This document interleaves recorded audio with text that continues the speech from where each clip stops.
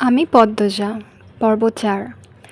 দিনটাকে পদ্মজার অলক্ষণে মনে হচ্ছে। সকালে উঠে দেখলো লাল মুরগিটার একটা বাচ্চা নেই। নিশ্চয়ই শিয়ালের কারবার।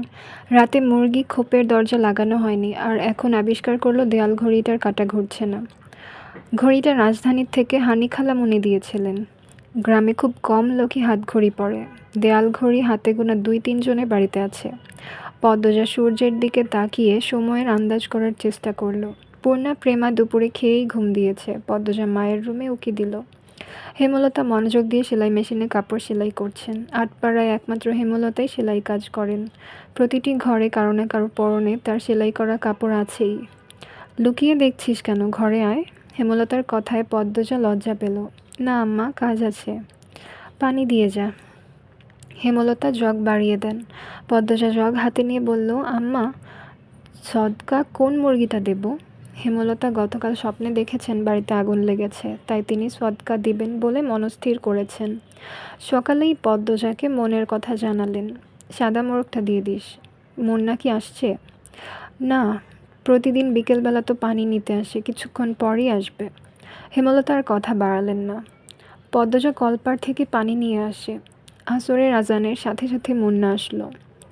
গ্রামে সচ্ছল পরিবার নেই বললেই চলে। হাতে গোনা কয়েকটা পরিবারে সচ্ছলতা আছে। হেমলতার পরিবারটা টিকে আছে হেমলতার তীক্ষ্ণ বুদ্ধি এবং পরিশ্রমের জন্য। পুরো আটপাড়ায় টিউবওয়েল মাত্র ৫টা। পদ্মজাদের টিউবওয়েল থেকে পানি নিতে প্রতিদিন অনেকেই আসে। তার মধ্যে নিয়মিত একজন মুন্না। ১০ বছরের একটা ছেলে, মা নেই, বাবা পঙ্গু। সদরে বসে ভিক্ষা করে। পদ্মজা মোরগ নিয়ে কল পাড়ে এসে দেখে মুন্না নেই। একটু সামনে হেঁটে এসে ঘাটে মুন্নাকে দেখতে পেল। ডাকলো, মুন্না। মুন্না ফিরে তাকায়। পদ্মজার হাতে সাদা মোরগ দেখে মুন্না খুব খুশি হয়। পদ্মজা না বললেও বুঝে যায় সদকা পাবে আজ। মুন্না এগিয়ে আসলো, দাঁত কেলিয়ে হাসলো। হাসিস কেন? নে মোরগ, তোর আব্বাকে নিয়ে খাবি। মুন্না যে খুব খুশি হয় তা দেখেই বোঝা গেল। খুশিতে গদগদ হয়ে মোরগটাকে জড়িয়ে ধরল। পদ্মজার ঠোঁট দুটি নিজেদের শক্তিতে প্রশান্তির হাসিতে মেতে উঠল। কি সুন্দর মুন্নার হাসি। পদ্মজা বলল, খুব খুশি?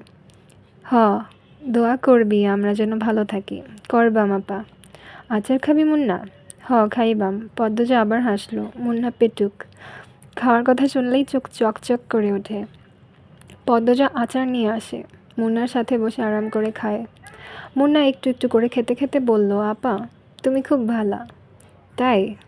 হ, বড় হইয়া তোমারে বিয়া করবাম আমি। পদ্মজা বিষম খেল। দ্রুত এদিক ওদিক তাকিয়ে দেখলো কেউ শুনলো নাকি। বিয়ে তার কাছে খুব লজ্জাজনক শব্দ। বিয়ে নামটা শুনলেই লজ্জায় লাল টুকটুকে হয়ে যায়। ফিসফিসিয়ে মুন্নাকে জিজ্ঞেস করলো, বিয়ের কথা কোথায় শিখলি? আব্বা কইছে। আর বলবি না এসব, যা বাড়ির যা।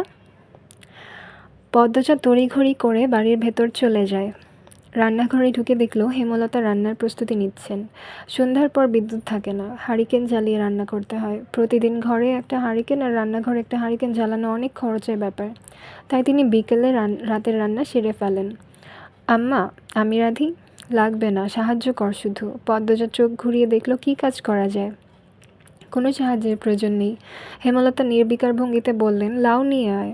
ছিঁড়ে আনবো? না লাহারি ঘরে আছে? লাহারি ঘরে নাই। পদ্মজা মায়ের আদেশ পেয়ে যেন চাঁদ পেয়েছে এমন ভাব ধরে দ্রুত ছুটে যায় লাউ আনতে।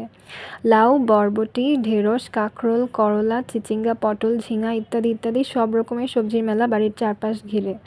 পদ্মজা সাবধানে ঘাসের উপর দিয়ে লাউ গাছের দিকে এগোয়। বর্ষাকাল হওয়াতে জোঁকের উপদ্রব বেড়েছে। জোঁকের ভয় অবশ্য নেই তার। হেমলতা পদ্মজার যাওয়া পানে ঝিম মেরে কতক্ষণ তাকিয়ে থাকেন। মেয়েটাকে দেখলে তার মন বিষণ্ণতায় ভরে ওঠে। পদ্মজার চুল দেখলে মনে হয় এই সুন্দর ঘন কালো রেশমি চুল পদ্মজার এক একটা কাল রাত। পদ্মজার ছিমছাম গড়নের দুধে আলতা দেহের অবয়ব দেখলে মনে হয় এই দেহ পদ্মজার যন্ত্রণা, এই দেহ ধ্বংস হবে। পদ্মজার ওষ্ঠদ্বয়ের নিম্নে স্থির হয়ে থাকা কালো সূক্ষ্ম তিল দেখলে মনে হয় এই তিল পদ্মজার এক জীবনের কান্নার কারণ। হেমলতা পদ্মজার রূপের বাহার নিতে পারেন না। কেন কৃষ্ণকলির ঘরে ভুবন মোহিনী রূপসীর জন্ম হলো? জন্ম, মৃত্যু, বিয়ে কারো হাতে থাকে না।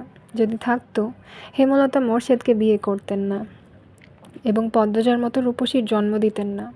আল্লাহর কাছে রূপসী মেয়ে ভুলেও চাইতেন না। হেমলতার বুক চিরে দীর্ঘশ্বাস বেরিয়ে এলো। আজ শুক্রবার, স্কুল নেই। ফজরের নামাজ পড়ে ৩ বোন পড়তে বসেছে।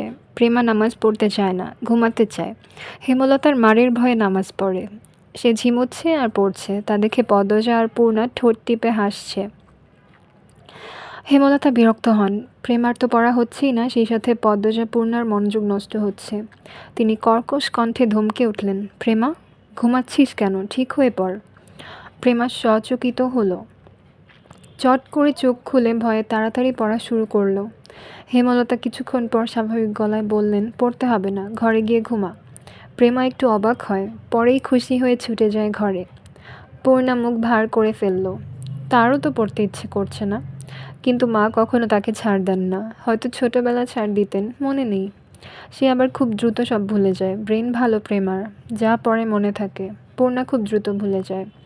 পদ্মজার সব কিছুই স্বাভাবিক, শুধু রূপ বাদে। সূর্য ওঠার সাথে সাথে মোরশেদ বাড়িতে ঢুকেন। হাতে ঝাঁকি, জাল আর বড়শি, কাঁধে পাটের ব্যাগ ঝুলানো। ভোরে মাছ ধরতে গিয়েছিলেন। মোরশেদ বাড়ি ফিরলে পূর্ণা আর প্রেমা সবচেয়ে বেশি খুশি হয়। মাছ খেতে পারে অনেক। অর্থের জন্য হেমলতা খুব কম মাছ আনেন। মোরশেদ বাড়িতে যতদিন থাকেন ততদিন মাছের অভাব হয় না। মোরশেদ বলার পূর্বেই পূর্ণা ও প্রেমা গামলা নিয়ে ছুটে আসে উঠানে। মোরশেদ কাঁধের ব্যাগ উল্টে ধরেন গামলার উপর। পুঁটি, ট্যাংরা, পাবদা, চিংড়ি মাছের ছড়াছড়ি। হেমলতা ভারী খুশি হন। পদ্মজা লতা দিয়ে চিংড়ি খেতে খুব পছন্দ করে, আর প্রেমা পূর্ণা পছন্দ করে পাবদা মাছের ভুনা। মেয়েগুলো খুব খুশি হয়েছে মাছ দেখে। তিনি জানেন মোরশেদ বাড়ি থেকে বের হতেই পদ্মজা ছুটে যাবে বাড়ির পেছনে লতা আনতে। হুনো লতা, আমার আম্মার আরে পাবদা ভুনা কইরা দিবা, সবজি টবজি দিয়ে রানবা না। আব্বা আপনি বাড়িতে থাকবেন, তাইলে তো প্রতিদিনই মাছ খেতে পারি। মোরশেদ আর চোখে পদ্মজাকে একবার দেখে তীক্ষ্ণ চোখে হেমলতার দিকে তাকান। এরপর পূর্ণাকে জবাব দিলেন, কোনো রকম অশান্তি না হইলে তো থাকবামি। গামছা নিয়ে তিনি কলপাড়ে চলে যান। পদ্মজার মুখটা ছোট হয়ে যায়। প্রতিবার বাড়ি ছাড়ার পূর্বে মোরশেদ পদ্মজাকে রাগে কটু কথা শোনান। তখন হেমলতা মোরশেদকে শাসান। ফলস্বরূপ মোরশেদ বাড়ি ছাড়েন। মোরশেদ নাকি বাড়ি ফিরলা কোন দিন? মোরশেদ গোসল সেরে রোদ পোহাচ্ছিলেন, সকালের মিষ্টি রোদ। ঘাড় ঘুরিয়ে রশিদ ঘটককে দেখে হাসলেন। আরে মিয়া চাচা, আহেন আহেন। পূর্ণারে চেয়ার আইনা দে, খবর কি? পূর্ণা চেয়ার এনে দিল। রশিদ একদলা থুতু উঠানে ফেলে চেয়ারে বসলেন আরাম করে। প্রেমাকে উঠানে খেলতে দেখে ফরমায়েশ দিলেন, এই মাইয়া যা পানি লইয়া আয়, অনেকক্ষণ ধইরা দমডা আটকাইয়া আছে। প্রেমা পানি নিয়ে আসে। রশিদ পানি খেয়ে মোরশেদকে বললেন, খবর তো ভালোই, বাবা সেরিডারে কি বিয়া দিবা না? 2 বছর যাক, পড়তেছে যখন, ম্যাট্রিকটা পাশ করুক, কি কন? মেজোডা না, বড়ডা। তোমার বউ তো মরিচের লাহান, কোনোবারও রাজি হয় না। তুমি বোঝাওছেন, পাত্র খাঁটি হীরা, বাপ দাদার জমিদারি আছে। মোরশেদ আর চোখে হেমলতা এবং পদ্মজার উপস্থিতি পর্যবেক্ষণ করলেন। নেই তারা। তিনি জানেন পদ্মজার উপর কোনো রকম জোর জবরদস্তি তিনি করতে পারবেন না। হেমলতা তা হতে দিবেন না। এসব তো আর বাইরের মানুষের সামনে বলা যায় না। মোরশেদ রশিদ ঘটককে নরম গলায় বললেন, থাকুক না, পড়ুক। মায়ে যখন চায় ছেড়ি পড়ুক, তাইলে পড়ুক। মায়ে যখন চায় চেরি পড়ুক, তাইলে পড়ুক। রশিদ নিরাশ হলেন। ভেবেছিলেন মোরশেদ রাজি হবে। তিনি মেয়ের শ্বশুরবাড়িতে ছিলেন। এরপর বড় অসুখে পড়লেন, তাই মোরশেদ বাড়ি ফিরেছে শুনেও আসতে পারেননি। আজ একটু আরাম বোধ হতেই ছুটে এসেছেন অনেক আশা নিয়ে। কিন্তু মোরশেদের জবানবন্দিতে তিনি আশাহত হলেন।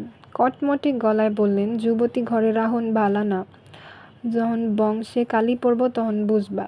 হুনো মোরশেদ, এই বয়সী মাইয়াদের স্বভাব চরিত্র বেশি দিন ভালা থাহে না। পাপকাম এদের চারপাশে ঘুরঘুর করে। বেলা থাকতে জামাই ধরাইয়া দেওয়ান লাগে, বুঝছো নি? তোমার বউরে বোঝাও। রশিদ পাত্রের অনেক প্রশংসা করলেন। জমিজমা, বাড়িঘর সব কিছুর বাড়াবাড়ি রকমের বর্ণনা দিলেন। ফলে মোরশেদের মস্তিষ্ক কাজ করা শুরু করলো। রশিদ ঘটক যেতেই তিনি হেমলতার পাশে গিয়ে বসেন। ইনিয়ে বিনিয়ে পদ্মজার বিয়ের কথা তোলেন। হেমলতা সাফ নাকচ করে দেন। তিনি শান্ত কণ্ঠে বুঝিয়ে দেন পদ্মজার বিয়ে তিনি দিচ্ছেন না, আর মোর্শেদকে পদ্মজার ব্যাপারে নাক গলাতে না করেছেন। শেষ কথাটা বেশ কঠিন করেই বললেন, আগে বাপ হও, পরে বাপের কাজ করতে আসবা। মোর্শেদের তিরিক্ষি মেজাজ। তিনি রান্নাঘর ছেড়ে বেরিয়ে পড়েন। রগে রগে রাগ টগবগ করছে। পদ্মজাকে বারান্দার দিকে তিনি ঝাঁঝালো কণ্ঠে বললেন, সেরি যখন রূপ দিয়া নটি হইব, তখন আমার ঠ্যাংও পাইবা না, এই সেরি মজা বুঝাইব। পদ্মজার চোখ বেয়ে জল গড়িয়ে পড়ে। হেমলতা রান্নাঘর থেকে বের হলেন মোর্শেদকে কিছু কঠিন কথা শোনাতে। পদ্মজা তখন দৌড়ে আসে, হেমলতার হাতে ধরে রান্নাঘরের ভিতরে নিয়ে যায়। মোর্শেদ যতক্ষণ বাড়িতে থাকে তারও খুব ভালো লাগে।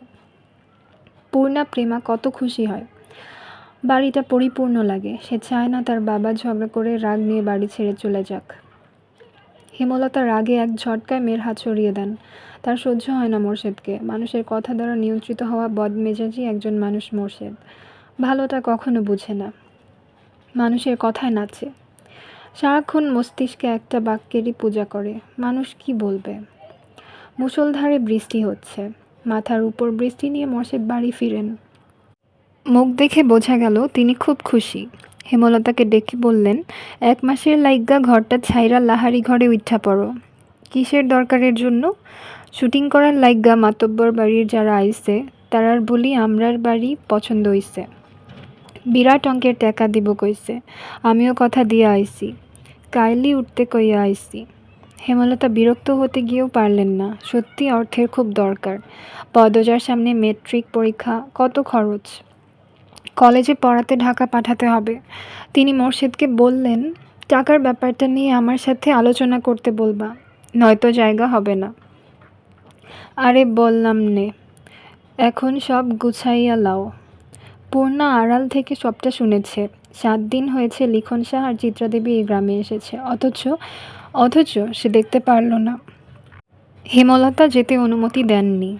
পূর্ণা নামাজের দোয়ায় খুব অনুনয় করেছে আল্লাহকে, যেন লিখন শাহ আর চিত্রাদেবীকে স্বচক্ষে দেখতে পারে।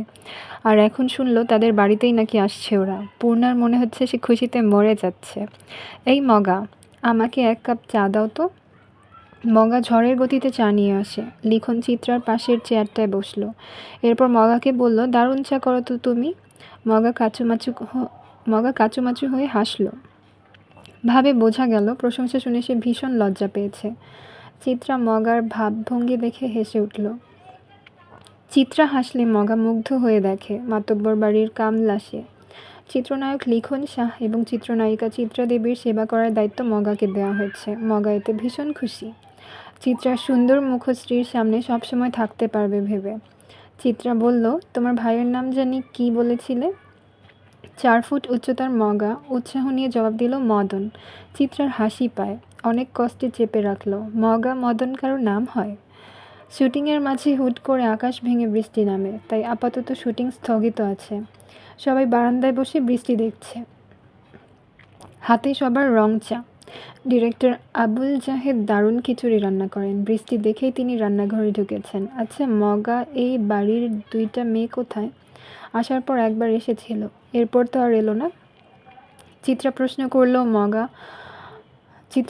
করল। মগা বলল, ওই যে লাহারি ঘর, ওইডাত আছে। লাহারি ঘর মানে কি? মগার বদলে লিখন বলল, যে ঘরের অর্ধেক জুড়ে ধান রাখা হয় আর অর্ধেক জায়গায় ঢেকি থাকে, কামলাদের জন্য এই ঘরকে লাহারি ঘর বলে। এখানে বোঝা গেছে? চিত্রা চমৎকার করে হাসল। বোঝা গেছে। মগা, বৃষ্টি কমলে লাহারি ঘরে যাব, ঠিক আছে? আচ্ছা আপা। এই লিখন, যাবা? ওই তো সামনেই, আলসেমি করো না। মগা হৈ হৈ করে উঠল, না না, ব্যাডা লইয়া যাওন যাইতো না, বাড়ির মালিকের মানা আছে। লিখন মগার না করার ভাব দেখে ভীষণ অবাক হলো। চিত্রা প্রশ্ন করল, মানা কেন? বাড়ির বড় ছেড়িডারে তো আপনারা দেখেন নাই, আগুন সুন্দরী। এই লিখন ভাইয়ের লাহান বিলাইত চোখা। ছেড়িডারে স্কুল ছাড়া আর কোনো হানো যাইতে দেয় না। বাড়ি দিবার আগে কইয়া রাখছে লাহারি ঘরে বেডা মানুষ না যাইতে। এই সেরি লইয়া বহুত কিচ্ছা আছে। চিত্রা বেশ কৌতূহল বোধ করলো। লিখন তীক্ষ্ণ ঘোলা চোখে লাহারি ঘরের দিকে তাকালো। ১.৫ দিন হলো এখানে এসেছে। উঠানের শেষ মাথায় থাকা লাহারি ঘরটা একবারও মনোযোগ দিয়ে দেখা হয়নি। সামনের দরজাটা বন্ধ। দুটো ছোট মেয়ে এসেছিল ঘরটার ডান পাশ দিয়ে। ঘরটার ডানে বামে পিছনে গাছপালা। বাড়িটা পুরনো হলেও দারুণ। তবে এই মুহূর্তে তার অন্য কিছুর প্রতি তীব্র কৌতূহল কাজ করছে। আমি পদ্মজা উপন্যাসের ৪র্থ পর্ব এই পর্যন্তই ছিল। পরবর্তী পর্বগুলো দ্রুত আপলোড করা হবে। ভালো লাগলে লাইক কমেন্ট করে নিজের মতামত জানাবেন এবং চ্যানেলটিতে সাবস্ক্রাইব করে রাখবেন যেন পরবর্তী পর্বগুলো মিস না হয়ে যায়। আল্লাহ হাফেজ।